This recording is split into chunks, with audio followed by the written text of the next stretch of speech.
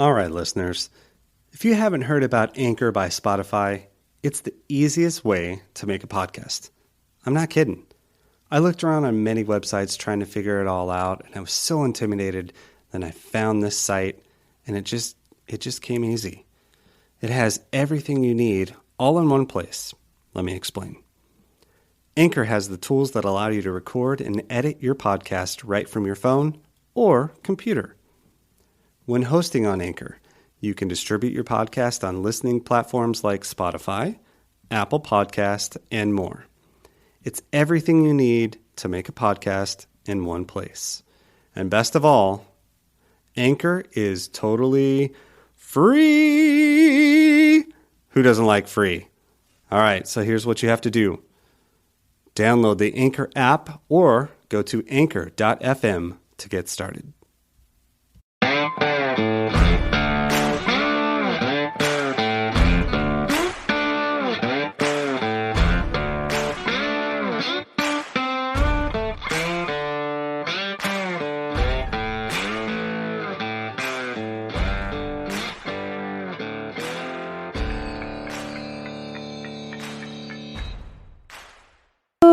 Wasn't that good. Yours was better than mine. I felt like I kind of half-assed mine.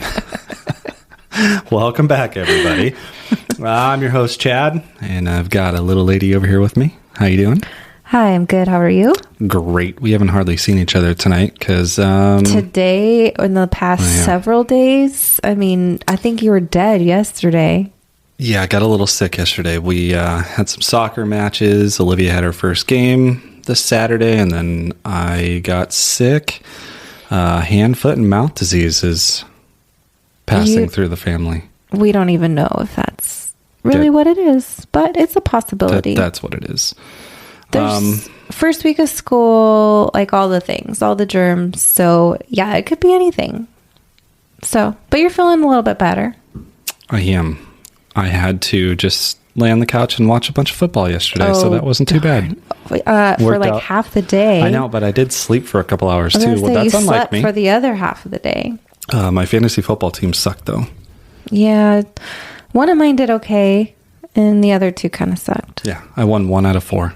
Oh, that's not good. No, that's not off to a good start. All right, off to the topic at hand, which is helicopter parents. Bum bum bum. How do you make a helicopter sound? I don't know. The first one was like a cat purring. I liked it, kind of. You like it when I purr? Yeah. I didn't know I did, but I guess I do. Wow. So, first of all, here's the definition, babe. All right. A person who takes an overprotective or excessive interest in the life of their child or children. As far as that goes, I think that's me. Yeah, I was going to say. So, first of all, I'm going to say no shame here for you helicopter parents, because I would definitely consider us helicopter parents to an extent. Yeah, definitely. I always kind of say we're the helicopter parents that is missing one of the blades, maybe. That's a good way to put it. Yeah, we're not full on. We have gotten better. But I'd say we're still like 50%. Yeah. So strong. Maybe a little more. Yeah. Definitely no guilt here. It's tough being a parent. You got to go through a lot of crap, and you have to build some trust with people. And that has been one of the things I think for us that's taken a long time to build. I don't know. I guess it's just our own confidence and letting go, because it is important, to let your kids do some stuff and make some mistakes. And I think in the beginning we were really afraid to do a lot of stuff. I think they're just so fragile and little. They're babies. They're just teeny tiny. They're fully relying on you to keep them alive and healthy and well. And so, yeah, you kind of have to build your village and you pick and choose who you kind of want to be a part of all of that. Sure. And that's tough. All right. So I got on this, I got on webmd.com. Oh, okay. Yeah. Dr. Day here. You diagnosed. We're going to go through these. These are the 7 signs you might be a helicopter parent. So we'll start with each one of these, and you kind of tell me whether you think this is something that you or I or both of us do. Okay. Number 1, you fight your child's battles. What do you think? You think we do that? Yes. How so? I'm trying to think. I'm trying to think of a time when we did that. Are you saying, well, maybe you should give me an example. Maybe I guess fighting your child's battles is if they're having an issue with maybe another kid or... Oh, I see what you're saying. I guess that could be the only thing at this stage. I can't ever think of a time where we had to fight their battles, but nothing necessarily has happened yet with either of them. In school, we've had a lot of talks whether they've been bullied or anything like that. So I can't really think of a time where we had to do that. Yeah, no, I think you're right. I misunderstood the question at first, so I was thinking something different. I think that you're right. I don't think that we have had to do anything for them per se or speak for them. We've tried our best to build their confidence for them to be able to speak for themselves. Or, there's times to where, like especially Olivia, no, I don't want to do that. I don't want to say that. But it's not necessarily a battle. I guess it's more just kind of speaking for herself sometimes. As the younger child, I think she's used to Sophie speaking for her a lot of the times, but she's gotten a lot better. I think about that even recently, just being a little more independent, speaking for herself more. Yeah, from the very beginning with the two of them, as far as when they battle, I guess I've always tried to let them figure it out on their own. I just think that they need to, they're sisters, they're going to have some fights. I think we're starting to see that more now. Yeah. But as far as a battle with other people, that will probably come. Well, it will come at some point. So I'm trying to think ahead what I'm going to be like. And it will be hard if they do have some issues with somebody at school to not try to step in and help out. But like a relationship. At some point with friends and relationships and sports, I feel like at some point there's going to be some kind of confrontation or something, Yeah. So I guess we'll see on that one in the future. But number 2 on this list, you do their schoolwork. So, okay, I can say that there was a time that we both... Was it during COVID? Yeah, there was a time during COVID when they were doing at-home schooling here in Oregon, and it just got to a point there where it was ridiculous as the months went on, and they were checking out. And you know what? I absolutely see why they were checking out. It's ridiculous to have to stare at a damn screen all day long. Yeah, that was And it got to a point when we're like, okay, we just need this to get done. We were both continuing to work. Right, but I think if anything, we just kind of let it slide. I don't really remember doing specific things for them. I remember giving her the answers a few times and then just trying to briefly explain it a little bit, but I knew it wasn't the right thing. But then again, it was just, that was such a crappy deal for them to have to go through. I don't think we've ever, I know we haven't ever done it. For one, the girls are already smarter than we are, so there's nothing that we could possibly help them with unless we were on Siri trying to get. They're just so motivated too. It's just so, like, today they came home. It's like their second week of school, new teachers. So they came home with not necessarily homework, but just excited. Olivia is ready to start multiplication. I don't think the rest of her class is quite yet, but her teacher gave her a sheet of multiplication that she could start looking at and working on. And so she asked me to make her some flashcards, which I did. And she was studying them for quite a bit. We were working together.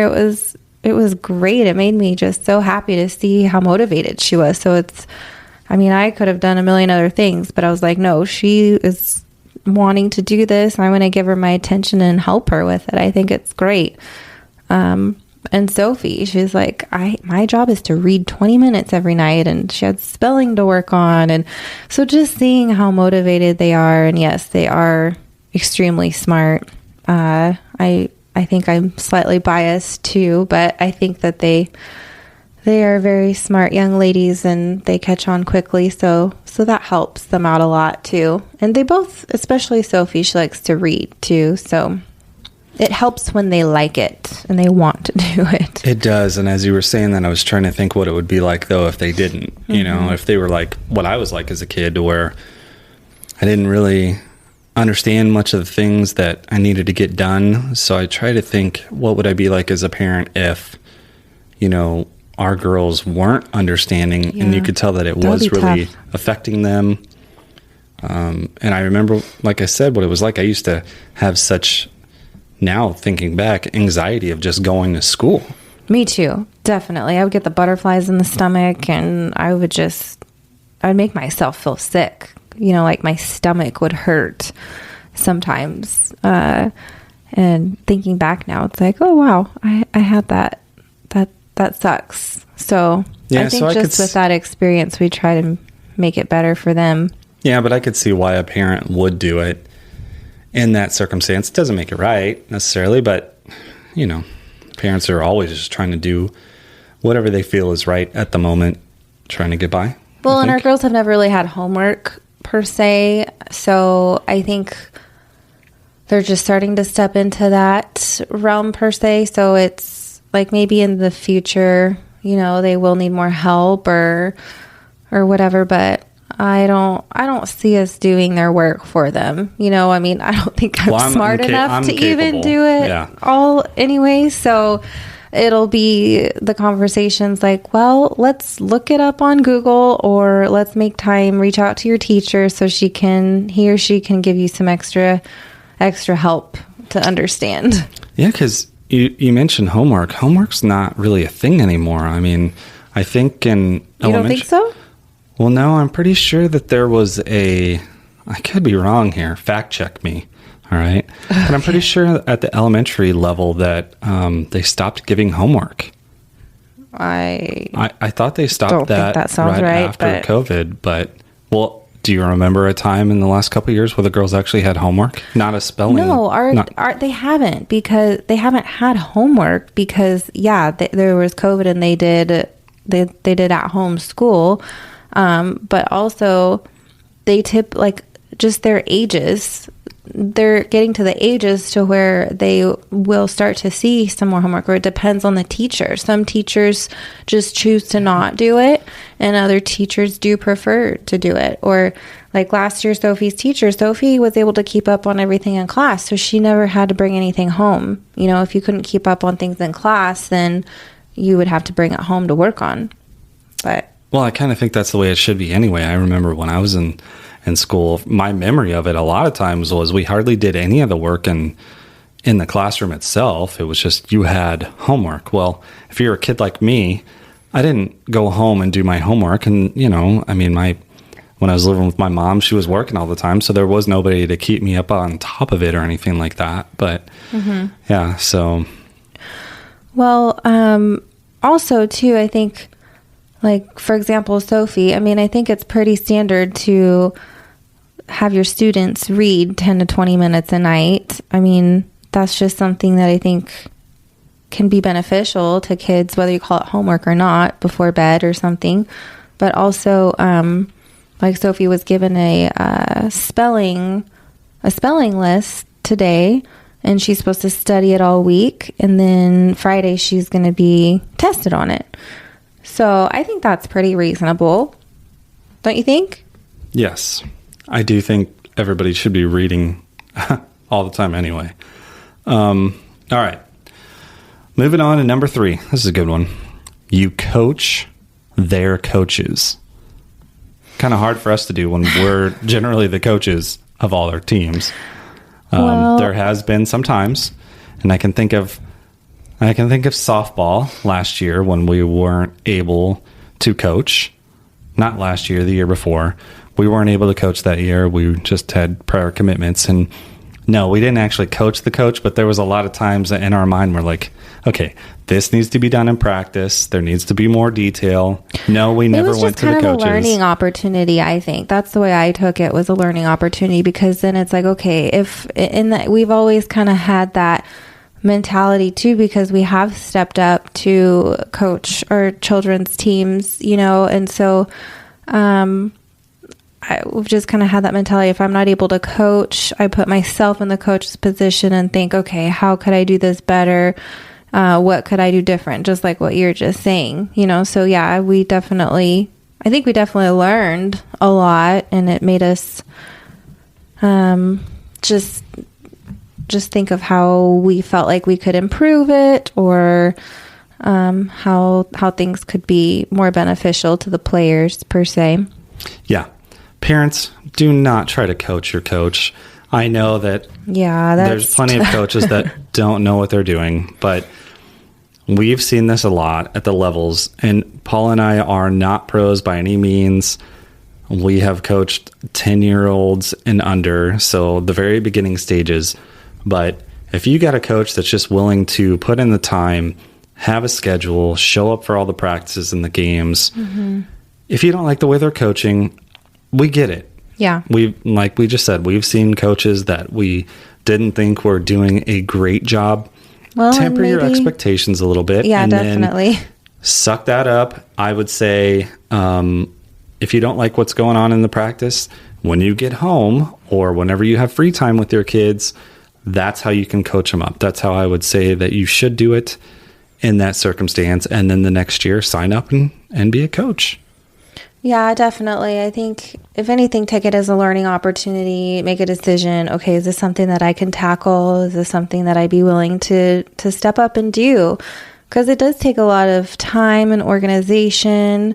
And I think if you do step up, that is the biggest thing, is just being organized, having a plan, and sticking to your plan. Have overplan, have more things to do. If you run out of time to do your things, that's better than not having enough activities to do during your practice. But yeah, it's tough out there. And sometimes when you're on the spot, sometimes under pressure, your mind might go blank for a minute or something. I'm sure that, we're not perfect. We're flawed. We have definitely made our share of mistakes. I'm sure there's parents out there who would say that we could improve in some ways or another as well. So, just have some grace for those volunteers. Yeah, that's a tough one for us. Mm-hmm. All right, number 4, you keep your kids on a short leash. And not one of those leashes, those backpack leashes. Those are the worst things in the world. If there's anybody that's listening right now and you do that to your kid, you're a horrible person. Well, maybe they have a hard time trying to control their kids. Maybe they just take off in a blink of an eye. Well, then maybe they shouldn't go out in public. I don't know, because those are the dumbest things. When everybody knows what I'm talking about, right?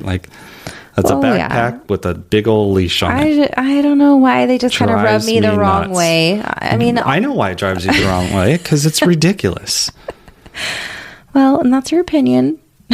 Well, in this moment, my opinion is correct. Okay. So keeping our kids on a short leash, I don't really think we do that now, but yeah. I think we have, definitely. We did. I think we're starting to try to slowly let that leash go a little bit, because they are getting older. They're wanting more friend time or just a little bit more independence. And so, it's a work in progress. It is. And, we have a really nice neighborhood that we live in, really safe. And, up until I'd say probably the last year, we didn't even let the girls go ride their bikes much more than just around the block, which is crazy because we all know how we grew up, and I remember everything was allowed. Playing outside all the time. Being outside for hours without necessarily checking in with the parents, and they just kind of knew you're outside playing. Yeah, so, it has been really hard. I remember the first time we even let them go around the block. I know. It's like, oh wait, do you see? I'll stand in the dining room so I can see them go by. Yeah, and it's pathetic, but it's just real life. It's just one of those things you just worry all the time. You see the news and read articles, and you just don't want that to be something that could ever happen, in your life. So We've gotten better, but yeah, we've kept them on a short leash before, but now I think it's a little bit easier, especially we got them the Gizmo watches, and we can see where they're at and they can call us, and I think that's been a big relief. So if you are one of those parents that are thinking that you want something like that, that's a great thing. We didn't want to get them cell phones. I mean, the girls are 8 and 10. There's no reason they need a cell phone where they can text, but the Gizmo watch allows them to be able to call us and text us, but they can't get on the internet. They can't do anything like that, or games or anything like that. It's just a watch. Yeah. You can control who they can contact too. And right. So you're up to your limit to 10 people, and that's been great for us. So that's, if you're like us and you worry a lot, that's a good option for you, I think. You worry? I do worry, not as much as you, but I worry a lot. Yes. So you worry a lot. So I must worry in, like, what's the right word? Infinity? Infinity. Yeah, that's definitely you. But you worry about everything. I mean, we're talking about the girls. You worry about... Is it going to be smoky tomorrow? Yeah. Am I going to fall down the stairs or get a splinter as we're going down? Oh, it's not that bad. Okay, number 5. You're going to love this one, I think, because I already know the answer, but you're a maid in your own house. Yes, definitely. However, I have tried to get better about that, and I like to take care of people. I like to take care of you. I like to take care of the girls. And so that is just that natural motherly instinct, I think, that has just happened over the years, ever since we had the girls. But I am starting to think of myself a little bit. I know that sounds selfish, but I don't think us moms are selfish enough sometimes, because we are trying to be so giving and just, we want to make everybody happy, or at least that's my personality. I want the girls to be content, have what they need, and we are fortunate enough to be able to provide all those things to them. But as far as in the household goes, making dinner and all those things, like doing their laundry, picking up after them. But I don't know, I'd say the past couple of years especially, we've tried to incorporate chores for them to do and let them know, like, this is a household. It's a team effort. If they have a few chores they can do, like put their laundry away, or set the table for dinner, or put their dishes in the dishwasher, all those little things contribute to the family and help us out. So just kind of trying to teach them some responsibility in chores, and that not everything is just going to be done and handed to them, because I think they definitely take advantage of that sometimes. Especially, we keep them busy with sports especially. And so, yeah, they're tired, and, they get home, and I picture Sophie just sitting on the couch. Mommy, can you bring me some tea, or whatever her request is?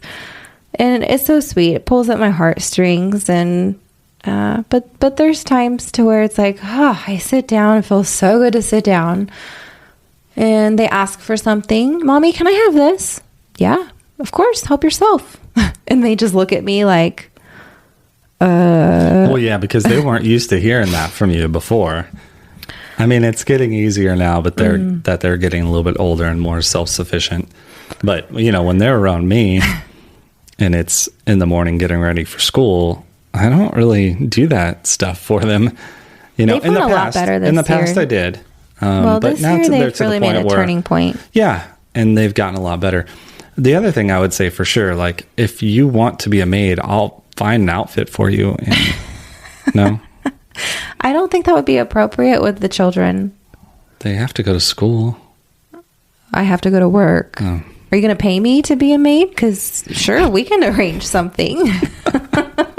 Maid for hire. Great. All right, number 6. You play it too safe. What do you think? You think that's something that we've done? Yes. Obviously, we have played it too safe.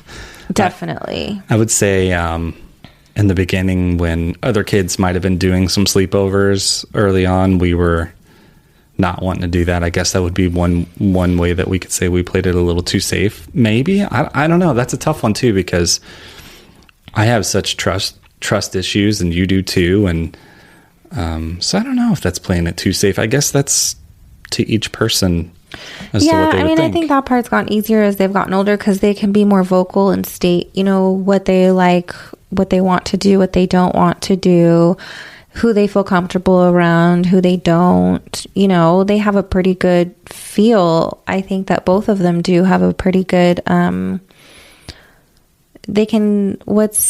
have good, what's the right word I'm trying to think of?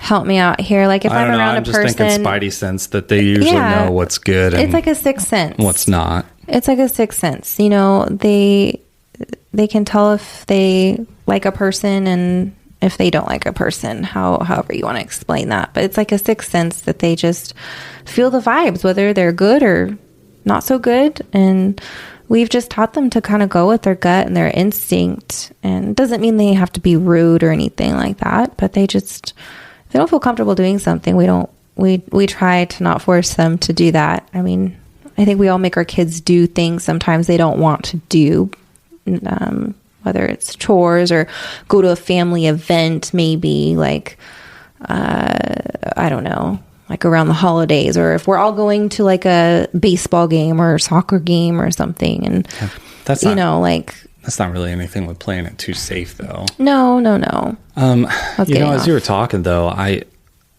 don't know if I guess I am kind of a helly parent in this sense that I don't know if you can play it too safe. I think it's okay to play it too safe sometimes.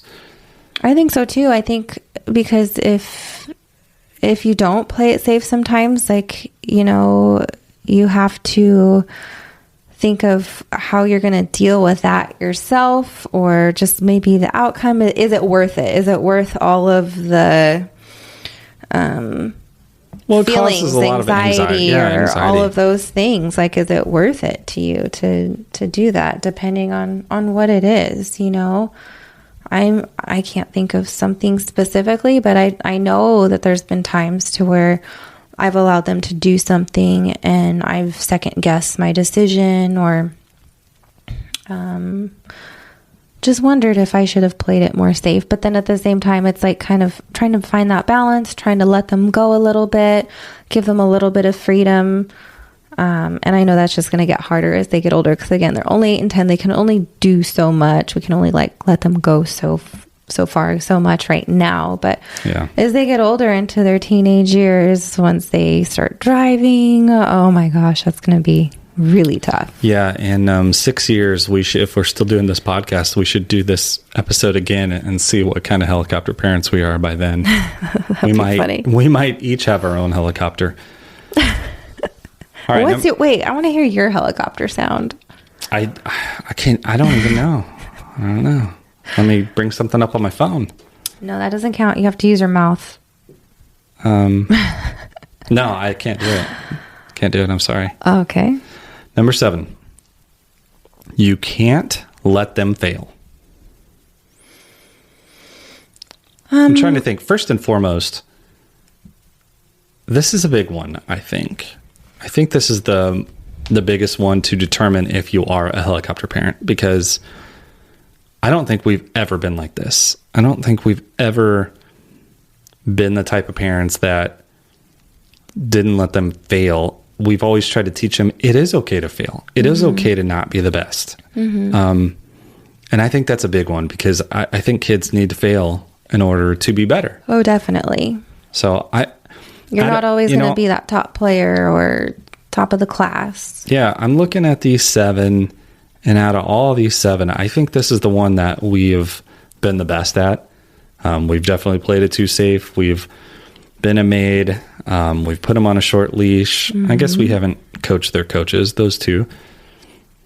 So yeah, I just think the kids need to fail in order to you have grow. to grow. You learn a lesson. It's based on experience. I mean, how many times have we still failed or made the wrong decision, and then we learn and grow from it? I think that's just a constant change. That I think that's just something constant that's going on in everybody's lives. And I think all that we can do is just like you said, learn and grow from it and try and be better from it. Yeah. So that's the 7 that I found on there. And I'd say on a scale of 1 to 10, as far as us being helicopter parents, after looking at that, I think we're right in the middle. I think we're probably like a 5 out of 10, maybe. I thought there was only 7. I know, but I'm saying a scale of 1 to 10. Oh, gotcha. You know, that's kind of what I said in the beginning. I said 50% strong heli parents. That's what I would say. Maybe a little bit more. But. The whole point of this topic wasn't to. I mean, it's for every parent to decide how they want to raise their kids. I don't really care, honestly. I think you do need to let your kids make some mistakes and be kids, and then there's times to be safe and take care of your kids because they're your kids and they need to be taken care of too. So there needs to be some sort of an equal balance. I don't think that, I think that there are some parents that take it way too far and they do everything.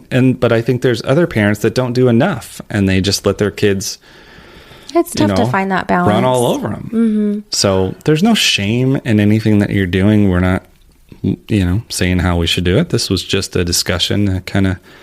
I agree with what you're saying. The only thing I will disagree with slightly is I do care to a certain point how other parents are with their kids, mainly because if my child wants to be friends with whoever they're friends with, it's nice when like the values and whatnot are in the family of the friends that they've chosen. It's nice when it's similar to our values in the sense of, if they go over to their house to play for a while or, as they get older, start having sleepovers. It's kind of nice as parents when we're kind of on the same page for the most part of things that we're okay and not okay with them doing. Does that make sense? I mean, it makes sense in what you just said. I want their friends' parents to have great values too. I don't know how that necessarily correlates with helicopter parents though, because I think we probably know some other parents of Sophie and Olivia's friends that have great values, but they can still be helicopter parents too.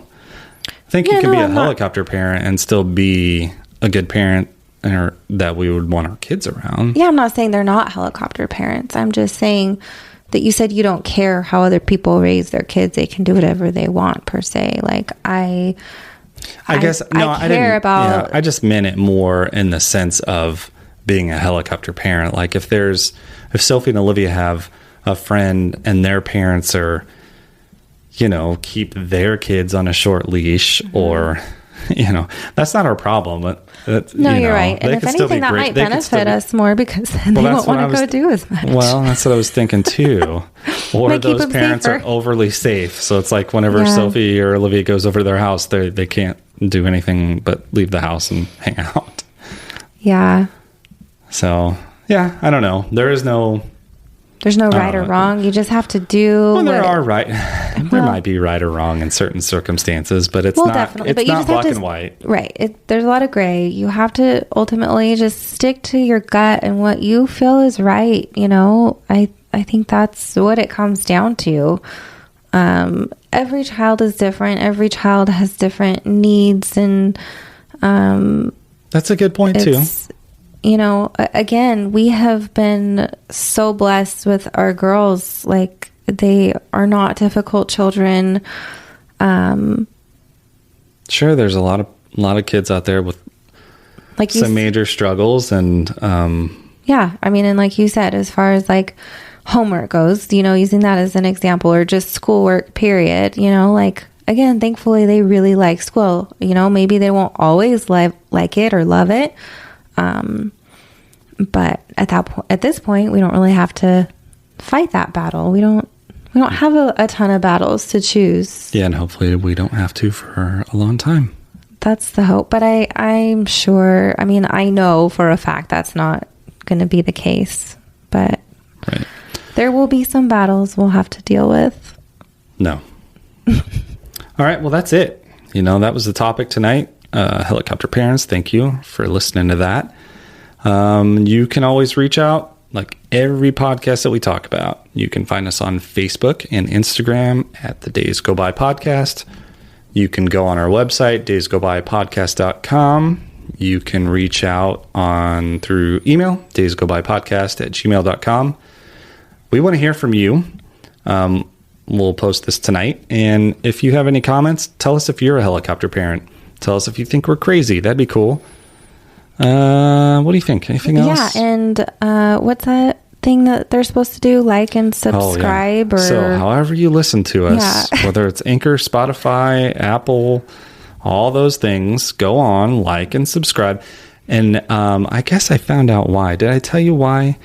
So what happens when you have more people like and subscribe, then that will take you to the top of the list. So like when we did our Universal Studios Hollywood, I guess, when you do searches, it put us to the top of the list, like the very top of the list. So thank you for whoever did like and subscribe. That's cool.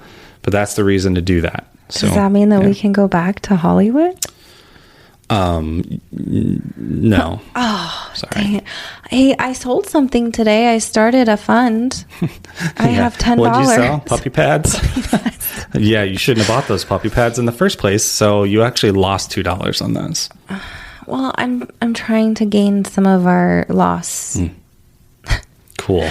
Well, you need to sell a lot more to go back. Well, I have a pile. I have a pile going, and the girls really wanted to have a yard sale. They like the idea of doing like a lemonade stand, and they love doing crafts. Sophie told me that crocheting is her new favorite hobby.